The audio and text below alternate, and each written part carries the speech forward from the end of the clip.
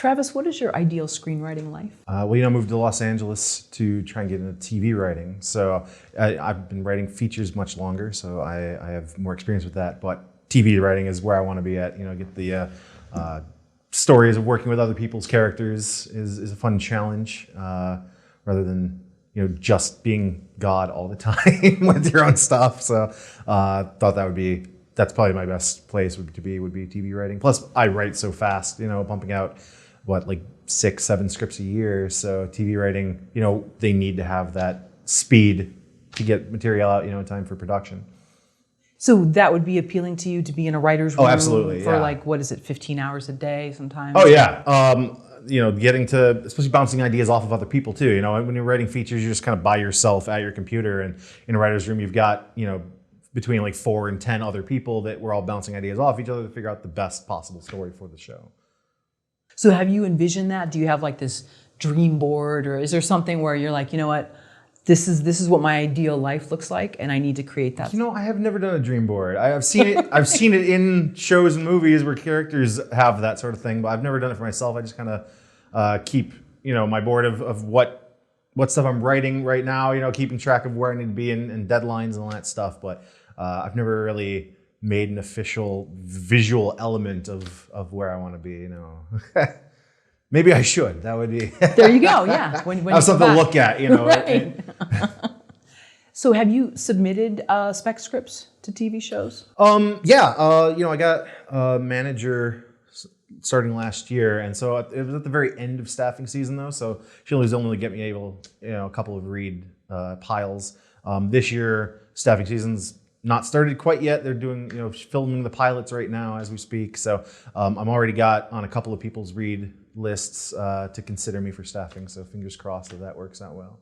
And then, obviously, if I see any assignments, on any of like the different screenwriting boards, where producers are looking for something specific, you send them a spec so that they can see if your style works with what they need to hire for. So. An ideal show to write for, or shows? I'm a big fan of anything superhero related. So like The Flash, Supergirl, Superman and Lois, that's gonna be coming out this fall. Arrow, unfortunately, is leaving. However, they're gonna be doing the spinoff of Arrow and the Canaries, and I'm all on board with that.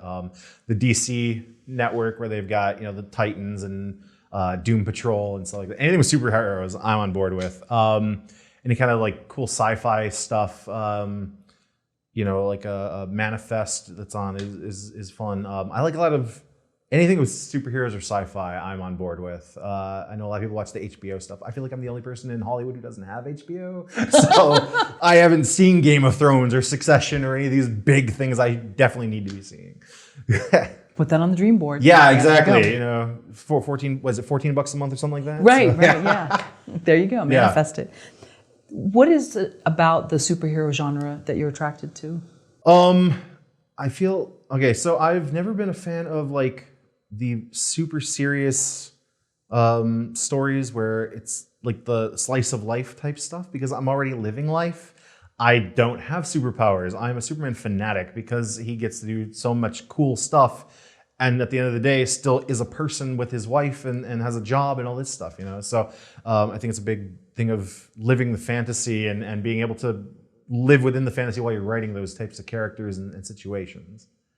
And even watching it, you're only watching for 45 minutes plus commercials, but you're taken away to some other place. You don't have to think about your life while you're watching The Flash, rescue Iris from Gorilla Grodd or something, telepathic gorillas, people flying and running around super speed. Like, we don't have that in our life. So I feel like that appeals to me because nobody wants to live in their life 24/7. That's why Halloween is a big thing. You get to be someone else for a night. Well, you get to be somebody else while you're watching the show, living vicariously through them, or writing those type of characters.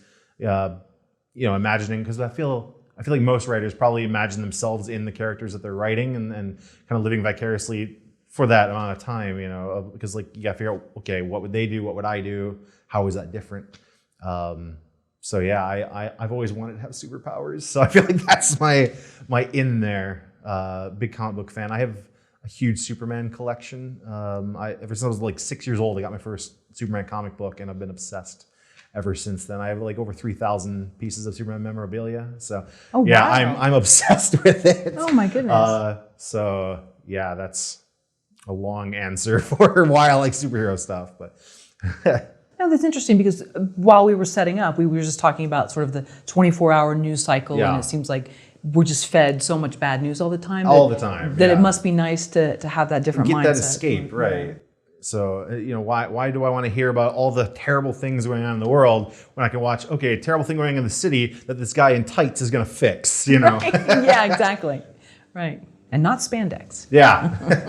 Though they changed the costume so much now. It used to be spandex. You watch like Superman, from back in George Reeves' days, in the 30s and 40s, or the 40s, and he was obviously wearing spandex. And now it's like this weird like Under Armour stuff where you can see like all the designs throughout the whole costume and stuff. So Right. maybe it's more aerodynamic. I don't know. Right. And it's breathable. Yeah. It breathes, yeah.